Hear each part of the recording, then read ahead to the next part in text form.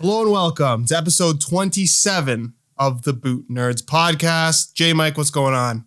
What's going on, my man?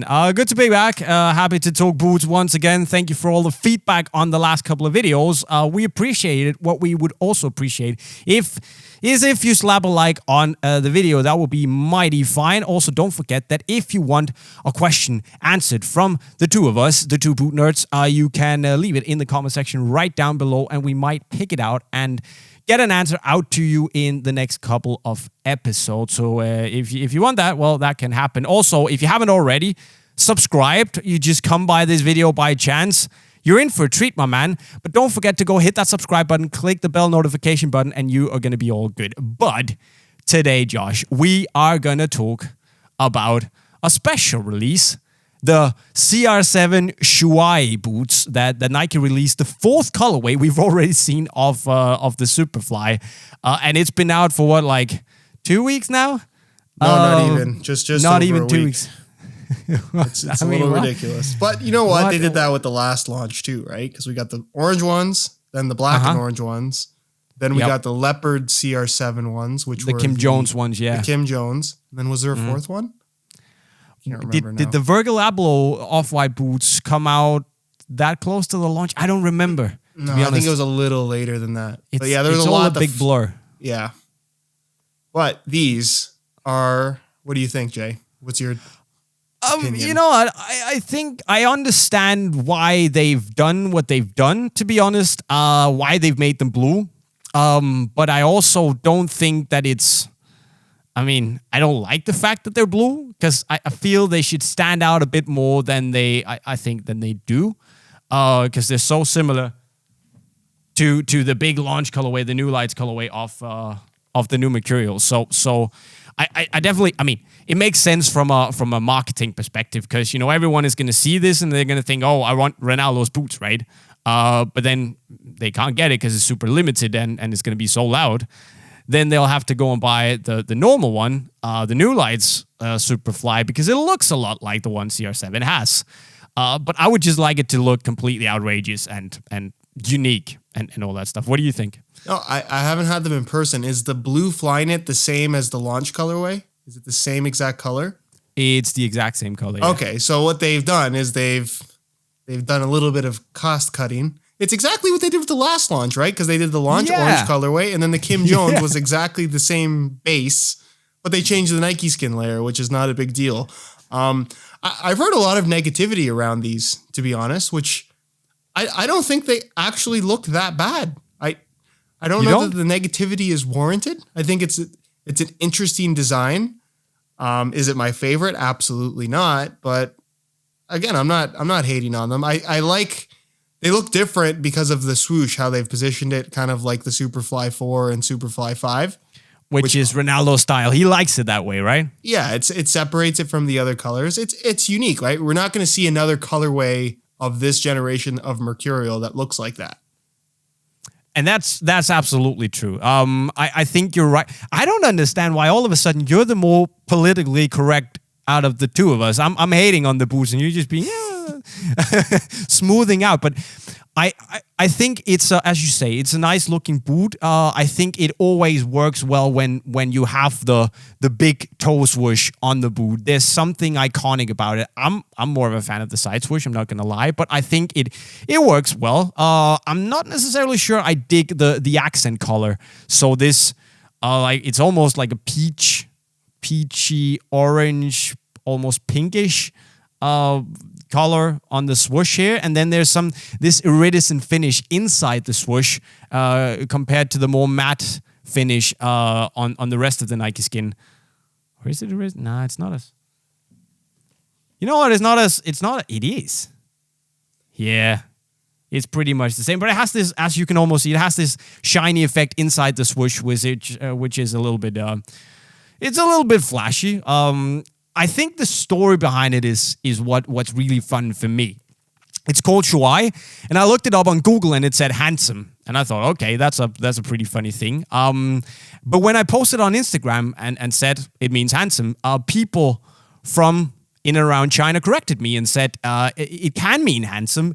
It can also mean supreme commander, which is pretty funny. So you know, imagine the Chinese generals over there discussing, okay, what should we call this new position for ourselves? I don't know. What about the verb that means handsome? So where every time our loyal servants addresses, they're basically saying, "Hey, handsome." I thought that was funny. Maybe it's just me. Yeah, it's, you know what? I think we're going to see a lot more releases like this from Nike, because they've done it with sneakers and they've done it with basketball. Like, they've done it with other forms of footwear, but China is a huge market. Like, what percentage of the world's population is in China at this point? Is it like a third? It's a huge amount. It's a ridiculous amount. I mean, I don't even know. To be honest, I don't know. But I know it's a ridiculous amount. Yeah. And the market over there, you know, the sneaker market, and now also it's growing. The football market is growing so much that it makes sense to have a China-specific boot. I know they say it's to celebrate CR7's relationship with China. I don't know what kind of a relationship he really has, to be honest, apart from coming there on a marketing tour. But I mean, it makes sense. And last year we saw was it 73 pairs they made of that red and gold one that was auctioned off, and for like completely insane sums? No, I think the way that worked is there was like a collection box, like a special box that was limited to 75 pairs, but the boots themselves weren't actually limited. You could buy them everywhere. I'm pretty sure they came towards the end of the run, right? Am I wrong? Yeah, I think. Or are you thinking of the Superfly 5? Oh yeah, with the maybe Portugal-looking ones. The red and gold one, right? Yeah, with the gold sole plate. That was the Portugal one. Did they make a China version of the Superfly 6? Yes, it was also red, black, and gold. Because I had a ton of people from China, and thank you to those of you guys who reached out to do this, that were basically offering me pairs, because I think they were available exclusively over there. But yeah, the one you're talking about was super limited, but I'm pretty sure that was a Superfly 5. That was the Superfly 5, yeah, and they made like 73 pairs of those. Those were the ones that were auctioned off, right? Yeah, it had actually, True. I think they were Portugal themed, no? Had the Portugal logo on the heel? Yeah, they must have. If I remember correctly. I'm pretty sure I have a fake pair somewhere. Oh, that's the one you have a fake pair of. Cool. I think so. Why don't I remember the ones from last year, the ones you're talking about, the Superfly 6s? Oh, I'm not sure. Also, we're China, professional. as we're of 2017, according to Google, China is the largest chunk of the world's population, like in a country. Most people in a single country, just barely beating out India at the moment. Or this is as of 2017. I'm not sure what the current stats are. That is absolutely ridiculous. You're right. The one I'm thinking of is, I think it's the Superfly 5. Yeah, I'm thinking of this. Oh, yeah, the Superfly 5. Yeah. Now I remember. The Superfly 6s look kind of similar, only they have a black swoosh with the gold outline instead. Okay. I mixed them up. That's my bad. And you know what? The 6s I was not a huge fan of, to be honest. No. I mean, they're all right. Blue ones look a lot better. The funny thing is that you know, the sign that's on him is actually the sign for Shuai. Meaning either handsome or supreme commander, or probably also something else. I don't speak Chinese, so I have no idea. But I kind of find it interesting that they've plastered it all over the boot in some sort of Louis Vuitton style shape. And I think it looks all right, but I also maybe, you know, does this appeal to the Chinese market? I mean, is that a fashion thing over there? Do you know anything about it? No, but I think they're into anything that's kind of high fashion and a little bit like some of the off-white clothing that I've seen. I have to be honest. I'm like, I would look so weird and feel so uncomfortable wearing this stuff. But I feel like over there, that's kind of like, that is the very cool style to have. And the style is very different, I would say, in the US and Canada versus what you're going to find in Europe and parts of Asia. Oh, yeah. But yeah, I mean, I feel like it's something that they would be into. I mean, I couldn't say for sure, but I guess if you're from there, let me know. Yeah, I mean, this is hype, right? This is some of this. This is a product that the hype beasts would love. in as I see it, at least. So I understand why Nike have done it. I like the story behind it. I think the whole Supreme Commander thing is pretty interesting. I got a comment saying that in China they call Ronaldo Shuai Ro. That's the thing I want to say. Shuai Ro. That is CR7, and then they call the other Ronaldo. Well, you can kind of guess what they call him.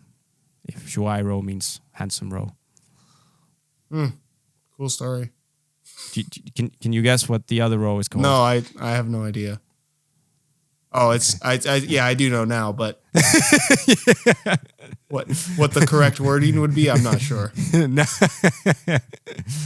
Oh, he's fluffy. Fluffy. But a great.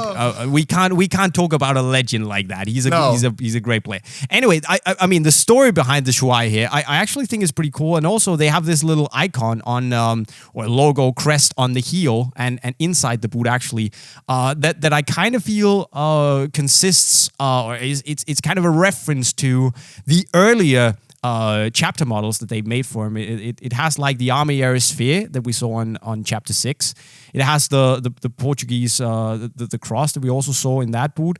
There's the C from his obviously Cristiano, but also the fact that he's captain. There's a diamond, both for the diamond in the rough and the something brilliance. Why don't I remember that? What was it called? Sparkling brilliance. Second one. I know it too. The white one with the color. Yeah. Something brilliance. You're right. Yeah, something brilliance. But it feels like a tribute to all the chapter boots, and that's pretty cool. We're really doing well here with our trivia, boot trivia. Not great. I do want to point something out. Have you noticed that as CR7 has gotten more and more signature models, that the CR7 logo has become less and less prominent? Yeah. Like that used to be the thing with the CR7 boot. Actually, not the very first ones. The first couple of ones didn't say anything. True, But then they went through a phase of, okay, let's just put CR7 on the boot as large as possible. And you got this kind of 50-50 of people that really loved it and people that absolutely hated it. But it seems like they're definitely getting away from doing that. Yeah, and I like it. I mean, I think they figured that, most grown-ups don't want to play with a big logo of another man on their boots. They don't want to. It was called Cut to Brilliance. I just remembered. Cut to Brilliance, which is beautiful, by the way. So yeah, the Shuai boots. I wanted them to be in a different color just to stand out. Now it's a limited edition to make it really desirable for me. But I understand why they did it, and I think it's going to be hugely popular, especially in Asia, because I feel it is tailored to that region. So let's see. But for sure. But I mean, is it the coolest of the launch colors of the Superfly 7? No, I'm pretty high on the blue ones. I think the blue ones. I think that's the best launch colorway for the last. I don't know. Were you? I guess let's talk about Mercurial launch colorways for a second. Right. Let's go all the way back to Vapor 8. So Vapor 8 launched in that the mango color, which I have to say I didn't care for. Not my thing. I don't really like the pink. The alternate white and blue was a lot nicer in my opinion. But obviously everybody wore the mango ones. And that's a controversial opinion because I know the bright mango Vapor 8 is like a lot of people's all-time favorite. And every time Nike has brought that color back, people seem to really, really like it. But it wasn't my cup of tea, for sure. And then I guess Vapor 9. What was Vapor 9? Vapor 9 was the golf ball texturing where it had the pink to purple fade with the neon green I just found swoosh. all of them. Yes. Oh, you got all of them, right? Absolutely disgustingly, horribly bad, terrible, all the bad adjectives you can say about it. It was such a bad looking boot, in my opinion. I thought the Vapor 9 was cool, but yeah, this wasn't, I didn't like it. Okay, again, I agree. Not a great launch colorway. Then you jump to Vapor 10 Superfly 4, the Hyper Punch with the Volt and the gold. See, this is kind of like the Bright Mango thing, but even more. That was one of the weirdest boots because I remember trying to make videos on them and trying to post pictures and trying to tell people like, look, they look super red in pictures, but then when you see them in person, trust me, they're going to be way more pink than you're expecting. Yep.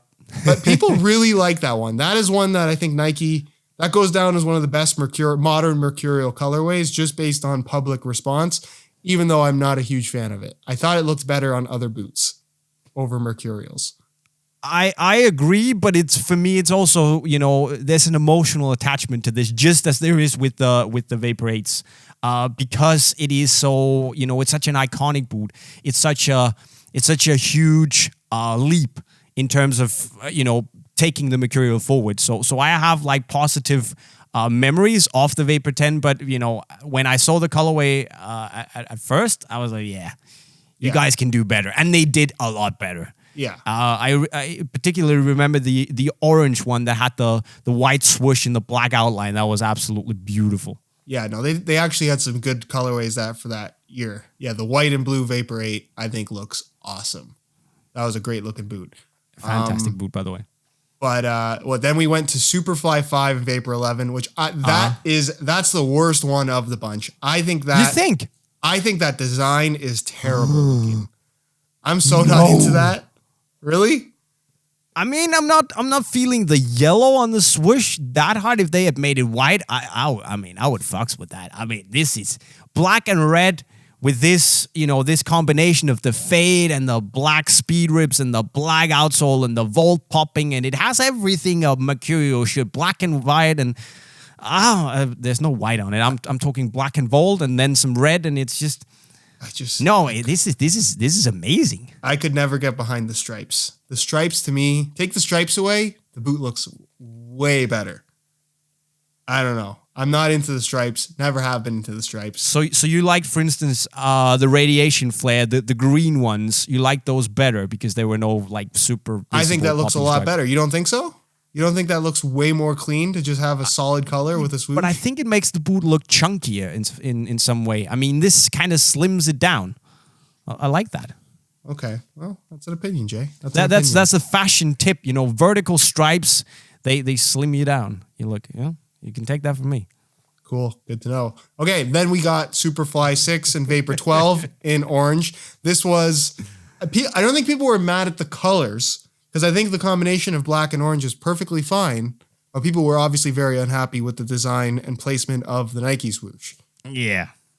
Which is really not that far off of that Vapor 8 that people really seem to like. It's almost the same type of placement, just with obviously not a solid swoosh. It's got that kind of like stripey, faded design. And I think that was a mistake. I think, being a launch colorway, you should have a very iconic, popping,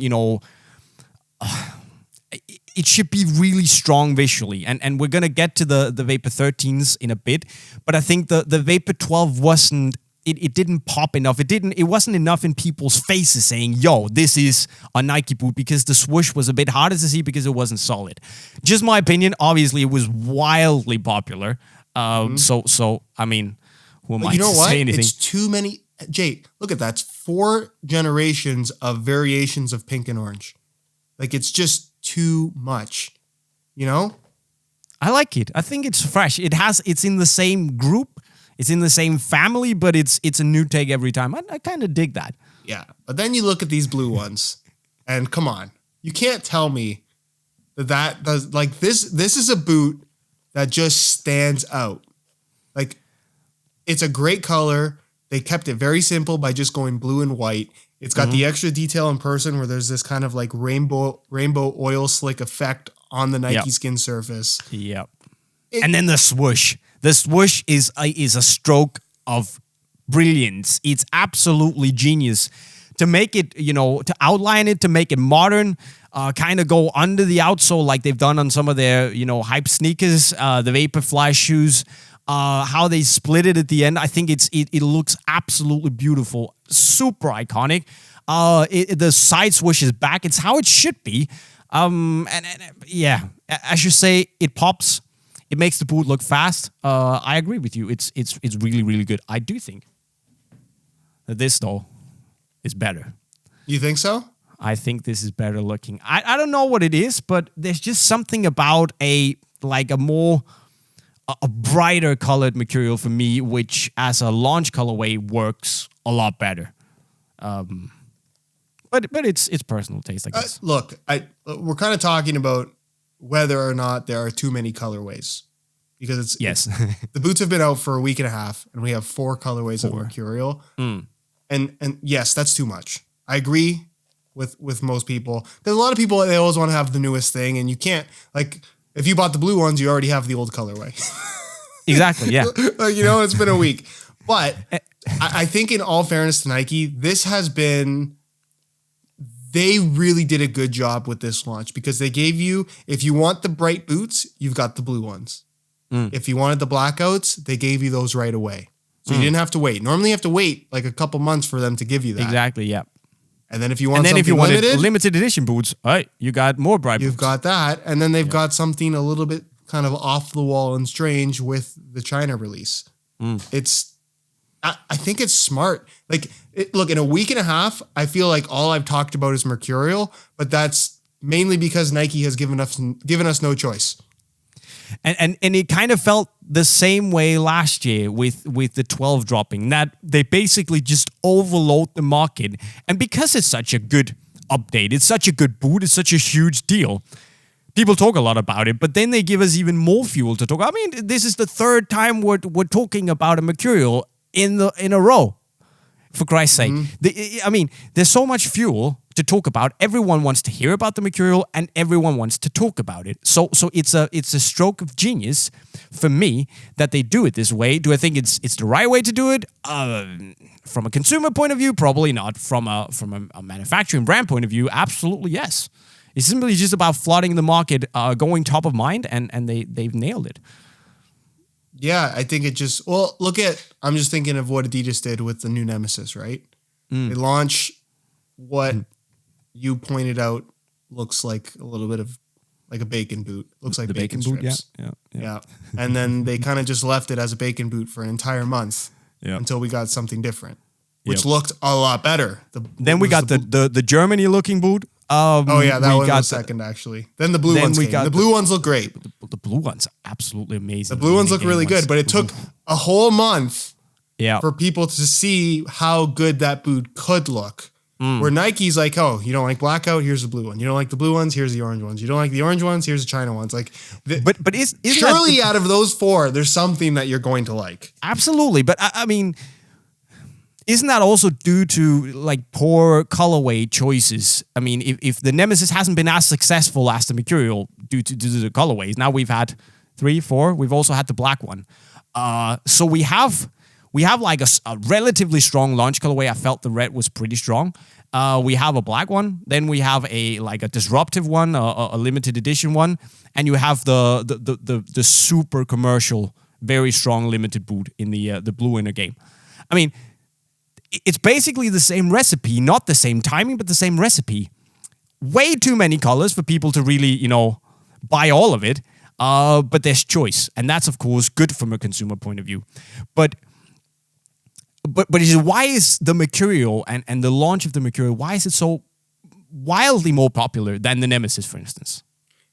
I think it's the answer, variety. But like what football boots have become about 2 things: the way that they look, and then the tech side of things. And the tech side is important from a performance standpoint, but I would say that the average consumer, I should say, cares less about the tech side, because their first impression is going to be solely based on the way that the boots look, right? And a lot of the opinions I've seen on the Vapor 13 and Superfly 7 is that the boot looks a lot like the Vapor 12 and the Superfly 6 that it replaces, which it does.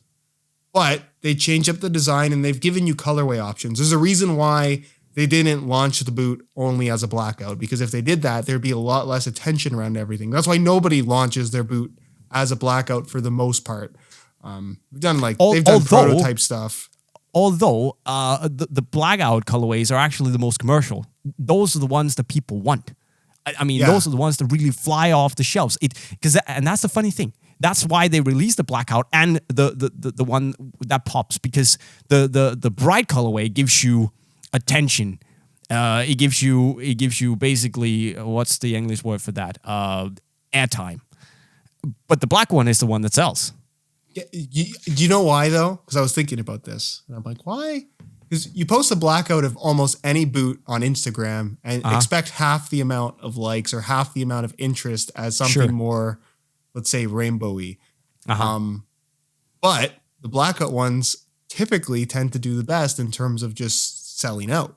Yeah. And it occurred to me that the younger audience, kids, don't really care for blackouts. The vast majority. I'm not saying everyone, but the vast majority don't care. And when a kid really wants a boot, what does that kid typically have to do? Ask your parents. Ask your parents, right? Yep. Parents are going to be, oh, do you need new boots? Yes. Okay, we'll buy them. You don't need new boots? Get lost. Leave me alone. I know my parents told me that a lot.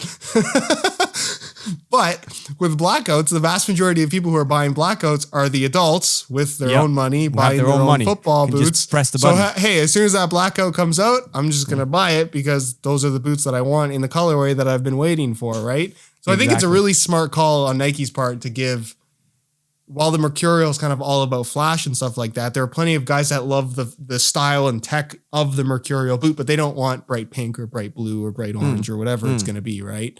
So it's a really good call by Nike this time around to just give us the blackouts right away. Another thing I wanted to just quickly popped into my head. Now we're talking about launch strategies, right? So we've had a ton of questions, both on the Unisport channel, on your channel, and on the Bootnerds channel. Thank you for those, by the way, asking when the AG Pro Mercurials are coming out. We can exclusively reveal. Bootnerds podcast. It's no big secret, but it's coming out on the 25th of July. You can buy them over at unisportstore.com, all that jazz, blah, blah, blah. But why? It just occurred to me, with so many people wanting the AG Pro, probably a lot of people want the AG Pro. Those are one of the hot boots. Why don't you release that alongside the FG boots? Because a lot of people might be holding back in buying the new Mercurial until the AG Pro comes out. And since they don't really know, because no one have told them yet, they might be a bit in limbo. And if something better comes along, Nike are losing potential customers. Do you know what I mean? It's like if they know that the AG Pro is such a strong proposition, and this is one of the things that people really want to buy, why not release that as the first to get customers in? I don't understand that. No, you're right. I don't think there's a right or wrong way to do it. Ideally, I would like everything. It's like, okay, here's the new Mercurial and here's every single variation and model that's available right off the bat. But at the same time, especially to the average consumer, that is an overwhelming amount of choice and information to put out there. Because it's like, okay, here's the top end Vapor and Superfly, and then here are the 4 takedown models below it, and then here's the entire indoor and turf line, and then here's all the stud pattern variations. And then if they're going to change things with those stud pattern variations, all that new tech has to be explained. Like, it's a lot of information to try and put across at one time. Yeah. So I think what they do is they place their bets on, okay, the FG version is going to be the most popular. That's the vast majority of the ones we're going to sell anyways. Let's put that out there. And then after some of the hype has died down a little bit and people kind of understand what's going on, here's everything else. Are they potentially missing out on sales over that 2 weeks? I mean, I guess it's a possibility, but they spend all the money in developing the high-end products mainly for the sake of marketing, right? You don't see any Nike ads for the Superfly 7 Academy. It's never going to happen. They're always promoting the top-end model, even though that's the one that they're selling the least amount of. So and I get why. I mean, the elite FG boots are out there to generate desire and interest. So when the whole package drops, so to speak, people will be able, they build up the desire and maybe they don't then want the FG elite boots, but they will then go and buy whatever it is they're looking for. I just don't understand when you have like a big cash cow as the AG Pro, as I can kind of gather from the questions, could turn out to be, why not just get it out there and get the money in right away while you have the interest right there? I mean, why wait with the biggest cash cows? Do you know what I mean? Yeah, but I think that a lot of that has to do with the retailers as well. Because there was a time when AG boots were still a relatively new thing and retailers would bring them in and they wouldn't sell. Yeah, oh yeah. I remember those days. Right. And then when it comes the next time around, okay, you guys got to order for your next shipment that's going to come out in 6 months or a year or whatever it's going to be. They don't want to order any AG Pro boots. So at that point, it's a business thing for Nike or any brand to say, okay, we're not even going to offer these to the retailers because they're not going to want to buy them. I think this is something that's going to be adjusted very, very soon because clearly there is, especially in the US, there's a huge demand for the AG stuff. You guys are a little bit spoiled in Europe as far as options are concerned. Oh yeah, we got. But there are people in the US that really want soft ground. I don't entirely understand why, because there really isn't many places in the US where you're going to be realistically able to use soft ground boots for more than like a month at a time. It's just, there's never soft ground. No. But AG is such a big plain surface now, I would say across the world, that it's crazy to think that Nike and Adidas and all these brands are not offering readily available AG boots either at their own stores or at the stores, the retailers that they deal with. Thankfully, your friendly neighborhood boot pushers at unisportstore.com, we ship worldwide and we have everything. AG Pro, SG Pro, you get it. Just come pay us a visit. We have it all. Ship worldwide. No big deal. Just swing by. I mean, but going back to the launch colorway here, or the launch colorways, are there too many? What will be your answer? Because from a consumer point of view, you can say one thing. From a brand point of view and a retailer point of view, you can say another. What is like if we should make one final answer decision here? Are there too many colors? Yes or no? If I were the head of whatever brand it might be, and I was going to launch a brand new boot, and it's a big, let's say it's Nike, Adidas, and Puma. I think Nike at this point, they've done something differently, a little bit kind of under the radar, no pun intended, where they do 2 launch colorways. And I think that's the right way to do it. Because look, they're all going to put out 50 colorways in 6 months anyways. So why not do 2 right off the bat so you have a better chance of saying, hey, I'm interested in that boot, not only because of the tech that's introduced, but I also like the way that it looks. If you put all your, I don't even know what the saying I'm looking for, but if you put all your eggs in one basket and people just don't like the colorway, but the boot's great, it's gonna be a more negative response. But if you put out 2 colorways of that same boot, there's a much higher chance that, there's going to be a positive reception on one, therefore a positive reception on the entire release as a whole, right? Because I think there was a lot of negativity around this last update from Adidas, even the Nemesis. I think a lot of people didn't care for the X in this kind of grayish silver and red. If they did 2 colorways, there would have been a much higher chance of a more positive reception. Absolutely, and they kind of did do 2 colors for at least the X with the dark script, but it came out so late that might not have had the same effect. What I'm gonna say on this is, for me, it depends completely on the launch. If there can be too many colorways, if it's a Mercurial, if it's a brand new, high level boot X, for instance, if they bring out a brand new X, I mean, give us 5 new colors. I don't care, because as long as the desire is there, as long as the product allows us, you basically can't have too many colorways in a short amount of time. But if it's something that doesn't have the same interest in the public eye, for instance, could be the Chimpo. You shouldn't release maximum 2. You shouldn't release more than 2. And they did. And maybe that was even too much. That's my take on it. Yeah. Options are good. But anyway, now we should move on to some questions from our lovely viewers out there. I have a couple. I'll try not to mess them up this time around. Impossible. Someone called El Hussein James. Is there any chance of seeing the Phantom Vision replaced by a modern version of the CTR or the Magista? I thought it was a very good question because, it seems like there are a lot of people out there who sorely miss the CTRs and the Magistas. But do you think it's realistic that they make a Predator-like return, or are they, done and dusted? I actually made a video talking about this. I think that the Phantom Vision has been enough of a failure for Nike from a popularity standpoint that it makes sense to just kill it. I think a Phantom Vision 2 is probably what's in the cards and most likely to happen. Probably. But I think the latest trend in football boots is the return of old technologies as new again. They did it with the Venom. We've seen it across the board. Obviously, Adidas with the return of the Predator, even though it's more so just a name than anything.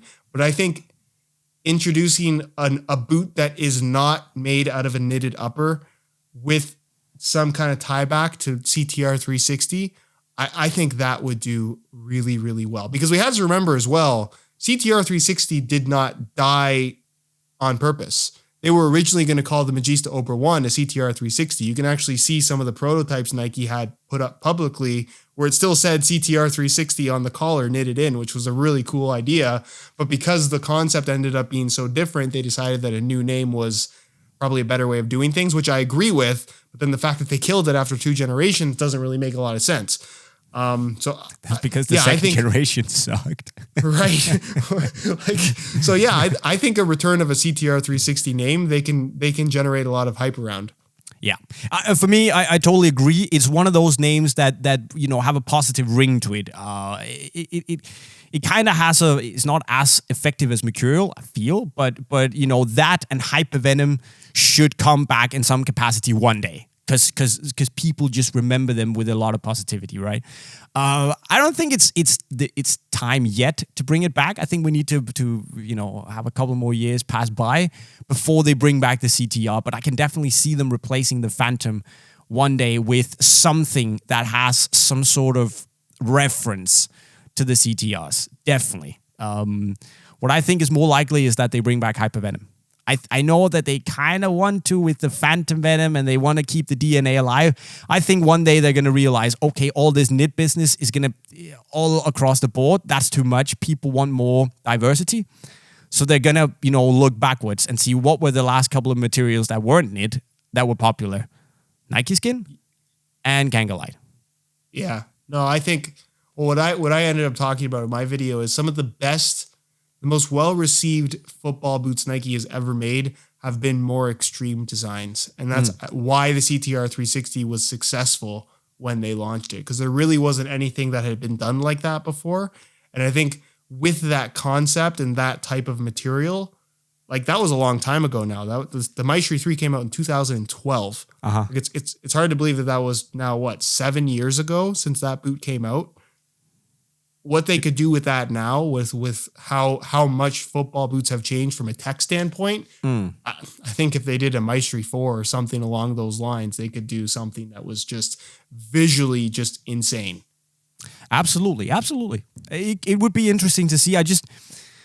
Do they have the guts to do it? Do they really want to kill off yet another silo taking over another new direction for them? Do they want to kill that off already to bring back the old trusted CTR? I'm not necessarily sure I would do that if I was in control of Nike Football. Yeah, if I was Max Blau, would I do that? Because admitting that, killing off the Phantom Visions already, and even maybe the Phantom Venoms, God forbid, but if they did that, they would basically admit, okay, we messed up Magista, we also messed up Phantom. Let's go back to what we know. I mean, does it send the right vibe? I'm not sure. Yeah, you're right. And I guess it's also worth noting that while CTR did die, Magista Opus 1 and 2 were kind of continuations of that line. Absolutely. And I think Opus 1 was great. The second variation of the Opus 2 was really good as well. But as a whole, neither of those boots were that popular. So, yeah, I guess there's an argument to be made that if they brought it back as CTR 360 again, and being variations of those boots that we saw continued as Magistas, maybe it just wouldn't do that well. But I think the 2 Phantom thing is a dumb idea, and they should change it. I like the idea, but I just don't like the vision. Let me just put it that way. It's not, the Phantom suffers because of the vision, in my opinion. Venom is great, but they need a vision that's strong in order to really have a strong concept. But in other words, I think we might see it, but I think it's going to take a while before they bring it back. Then there's a guy called Doji Pulgas 1.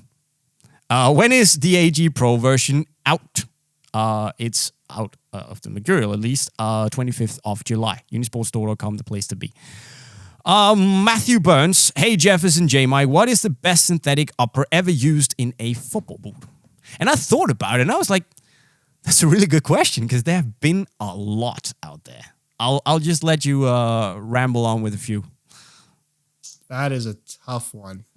Well, okay, let's start here, right? As I had a discussion with a good friend who said, normally Flyknit wouldn't be categorized as synthetic, or knit wouldn't be categorized as synthetic. Should we talk like classic synthetic uppers then? Because obviously knit is amazing, but classic synthetic uppers. I think there's one. Okay, let's keep it to one knitted boot. What would you say is the best knitted upper on a football boot ever? Vapor 13. The new Mercurial. I agree with you. Like it really is. And I feel like both of us have said this is the best knitted upper every time a new knitted upper comes out. But that one really is the best. Oh yeah. But they just keep improving it, right? They have technology and they can keep working with it, keep improving it. That's just the way it is. I mean, go try it for yourself and you'll know what we're talking about. We're not just, jumping on the bandwagon. It's a real thing. It's amazing. Yeah. But with that out of the way, I'm instantly thinking the whole, obviously, Kangalite was amazing. But everything that appeared on the Evo Power boots was in short fantastic. I mean, yeah, that's a good call. That didn't even come in my head at all. But yeah, Evo Power 1, I thought in particular was really, really special. I mean, Hypervenom Phantom 1, I think that Nike skin upper is a really important one. Yes. I remember getting as a kid the CTR 360 Maestri 1 and really enjoying that boot. And I think another synthetic that is kind of forgotten and a little bit underrated is the hybrid touch that Adidas was doing like on the 2014 F50 Adizero. That was really good. Yes. Yeah, amazing. Absolutely amazing. And Hybrid Touch, they also brought it onto the Nitro Charge and the Pred, actually. And it worked really well. It was a brilliant material. Sometimes even softer than the Kangalite it was trying to compete against. But I think, those would probably be the ones that I would mention. I'm just looking at the rack now. Yeah. No, but you know what's funny about this is like, I thought about it. I thought about Mercurials, but is there really a Mercurial synthetic? I guess you could say Vapor 8 is fair. Yeah, Vapor 8 was good. I also think the Teijin we saw on the Teijin OLM on the Vapor 11 was great, but it wasn't groundbreaking, if you know what I mean. No, like that's the thing with this new Vapor 13 is it's like I get it. I got it with the Vapor 12 where it's like, okay, it's not Teijin synthetic and it's never going to feel like that. It's just more plasticky than it is anything. So what's the point of making it knitted in the first place? But this new Vapor 13 upper, for a knitted upper, it really doesn't feel like anything we've ever seen before. And I guess honorable mention as well to the Flyknit Ultra. I think that's a really good, I know it's a knitted upper, but that was a really good synthetic upper as well. But the Vapor 13 feels like that, just better. It's more structured. It's more responsive. It wraps your foot more closely. It's more comfortable. I hate ranting about the Vapor 13, but it really is that good. Yeah, it's a fantastic boot, isn't it? I really can't think of any other uppers that were, as groundbreaking and as important as the ones we've talked about. But if you have to mention your favorite, like classic OG traditional synthetic upper, what would it be? That's tough. I guess the one that like felt the most special initially and had the biggest impression on me would probably be Hypervenom Phantom 1 Nike skin. Right. I would also lean towards that, but I actually think I'm going to end up saying Adablide on from the Evo Powers, and especially on the Vigor. The Adablide Accufoam combination is like second to none when it comes to softness and having that pillow. Like it was amazing. But yeah, Nike skin was also unrivaled. Yeah. Okay, Kieran Murphy. What sneaker would you like to see turned into a boot? Please not the Puma Suede 50, but other than that, you can pick and choose. Oh, geez. That's a good question. Let me start then. Flyknit Racer, please. Flyknit Racer would be a cool one. Yeah, I agree with that. Which is funny. I've been thinking this for years that I really want to see, ever since I bought my first race in 2014, I really wanted to see the Flyknit Racer as a football boot, and now they've actually on the Mercurial 13, the Vapor 13 here, they've actually used the P16 yarn that they use on the Flyknit Racer upper as the soft yarn in the whole construction. So it kind of, this might be the result of someone at Nike sitting down in HQ and thinking, oh wait, now we have the technology to make the Racer into a boot. Let's do it. Like my answer, like the sneakers I wear more than pretty much anything is like the Nike Air Max line, like classic Air Max 1. How would you turn that into a boot? I'm interested. That's the thing. You really wouldn't. There's no reason to do that. Like even Jordan 1s. I love Jordan 1s, but like you wouldn't turn that into a football boot. Anything more than just the design. And Nike did that Air Max pack, well, going back 2-3 years cool, by now. the way. Yeah. And it was cool, right? But that's about as much that sneaker influence you would want in a football boot. I guess that's what's important. Flyknit Racer makes sense because it's such a thin upper. And it's like, oh, I could see this being a football boot. But the vast majority of like sneakers you wouldn't want as a football. Like even a pair of like Yeezy 350s. Is that really what you would want as a football boot? No. And also the thing is that sneakers, especially these days, are pretty chunky. You don't want a chunky football boot. The only other shoe I could think of would be the Vaporfly, the running shoe, which also kind of has a Racer vibe to it, but because it's super springy and very responsive. I would like to see some of that technology transformed into a football language, but Flyknit Racer for me. If we're talking about tech, I'd like to see Zoom Air make a comeback from Nike because I think that would be interesting. Awesome in a football boot. But would it comply with like the whole direction of making very thin toolings these days? No, but that's what I don't like about the modern industry. Is it almost seems like everyone feels the need to do these like thin, lightweight speed boots, which is arguably what the vast majority of consumers want. So you can't blame the companies, but I'd rather there be a little more variety. Exactly. And it seems like every boot today, give or take, could be classified 10 years ago as a speed boot. Right. Oh, but like you can believe that, but then look at the T90 Laser 1 re-release and the Predator re-releases. Like people go crazy. But it's primarily the older people, right? Do younger people really want a T90 Laser 1 these days? I don't know. I don't think so. Anyway, moving on to the next question because we gotta get a couple more in before we end. Johnny McCullough, what boot is better, Vapor 13 or the Flyknit Ultra? Another great question.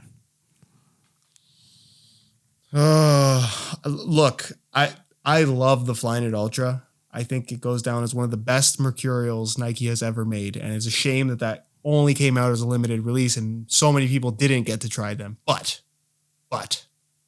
I think that the Vapor 13 is just better. I agree with you. Right? The only thing I can say is like I really liked having the extra grip from the upper on the Flyknit Ultra. That was something I was into, but that's more of a personal preference thing because I feel like a lot of people wouldn't like that about them. But aside from that one detail, I think everything else about the Vapor 13 is better. I agree with you, and I almost think that the grip in the Vapor 13 is a little better simply because it's a little more balanced than it was in the Flyknit Ultra. Yes, the Flyknit Ultra was fantastic. I completely agree with you. One of the most enjoyable Vapors, or the Mercurials, it's not even technically a Mercurial, one of the most enjoyable speed boots they've ever made.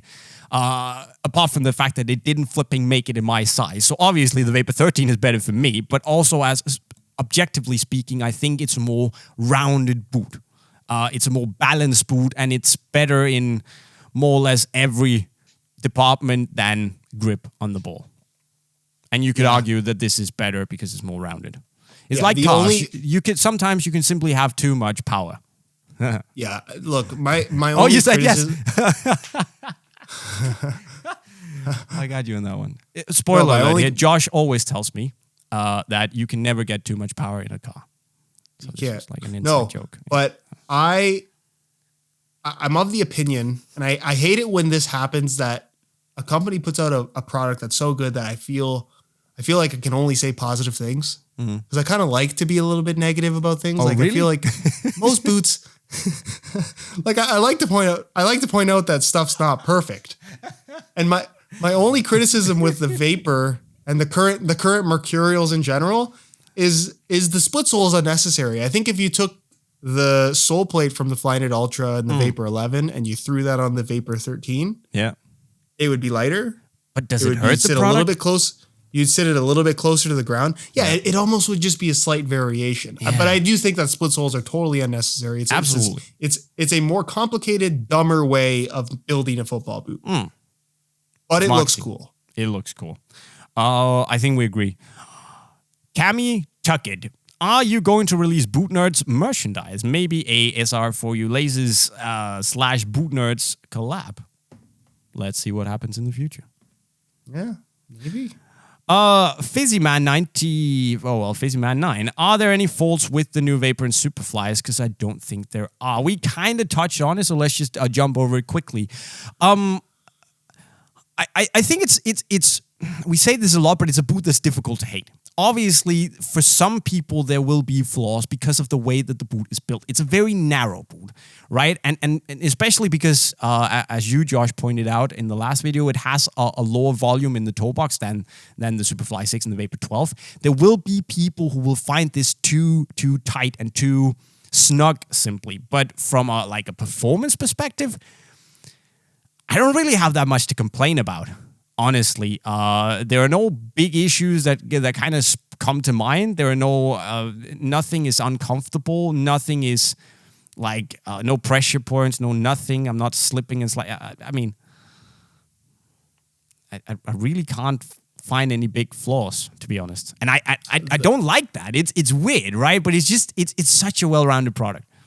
Yeah, they did a good job. Although they forgot to put the ACC logo. That's they kind of should have got that, But haters gonna hate, right? I'm still very surprised by that. That just seems like I think it's it might be what is it now? 11 years of lobbying on your part. Yeah, it's people know by now. We don't even have to put it anymore. They just believe. 7 years. I should really retake my math exam. 7 years of lobbying. Yeah. 7 years. Yeah, because Maestri 3 was the first boot to have it. Exactly. 7 years. 11 years. What am I on about? Wow. Okay, we have time for one more question. Braden Vantoff. So, it's the summer. What do you guys do when playing on artificial turf so your feet don't melt off? Are there different boots that are better or worse for keeping your feet cool? Yes, I know the struggle. We shoot a lot outside on artificial pitch, man. We shoot really artificial pitches, and often my feet are dying because we're shooting for 2, 3, 4 hours at times. What I have found is that the coolest boots, so to speak, it's difficult to avoid having warm feet when you play on AG for a long time and it's warm outside because the rubber pellets are going to absorb the heat and release it again and it's going to be melting, right? But try to get boots that don't have a dark or black sole plate, and try to not wear, thick, dark socks. So the lighter, the better, because the lighter it is, the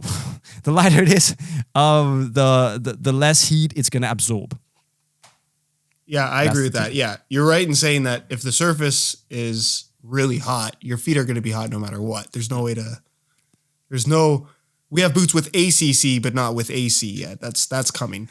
That's the next big deal. You're right. I definitely think that there is a difference in terms of lighter and darker colors for socks and boots. If you're playing in white boots versus black boots, I think that the white ones are going to stay a little bit cooler. But not significantly, but there is definitely a difference that you will be able to notice. Yeah. I would also personally, I think leather boots just breathe a lot better.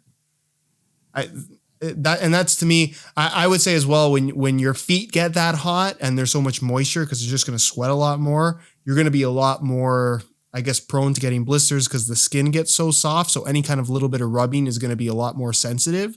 And just having something with a softer, more flexible upper is typically just going to be more comfortable, I find. Mm-hmm. Whereas if you're wearing a really tight-fitting Mercurial on artificial grass for 4 hours, while the boots are comfortable and they wouldn't give you blisters under normal circumstances, just because there's something touching your foot so tightly and rubbing against it, blisters, you can't even almost avoid them. Yeah, leather's just always going to be more forgiving. So try to find something that is lighter colors and is potentially leather. That's a very good point. But, there's no saving that. Your feet are going to melt. That's just the game.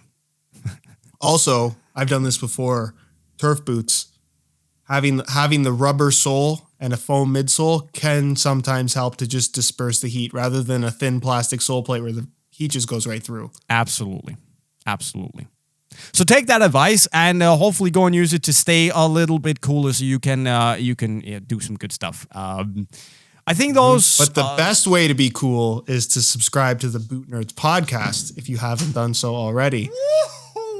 What a transition, my man. Incredible. You have been working on that. Exactly. Go subscribe to the Boot Nerds podcast if you want to join the cool gang. All you have to do is click the black bubble right in the middle. You can, of course, also go and subscribe to Josh's channel. He's also up to a lot of fun stuff on a daily basis. Click his bubble right over there. You can see what we're up to at Unisport. We also do cool stuff all the time. Click our button right over here. But the most important thing is that you leave a like on the video, you spread the word to your friends, and you leave a question in the comment section right down below. And with that said, guys, we'll see you next time. I'm JayMike, and I approve this message. See you later. Vi ses. Kan I have det godt?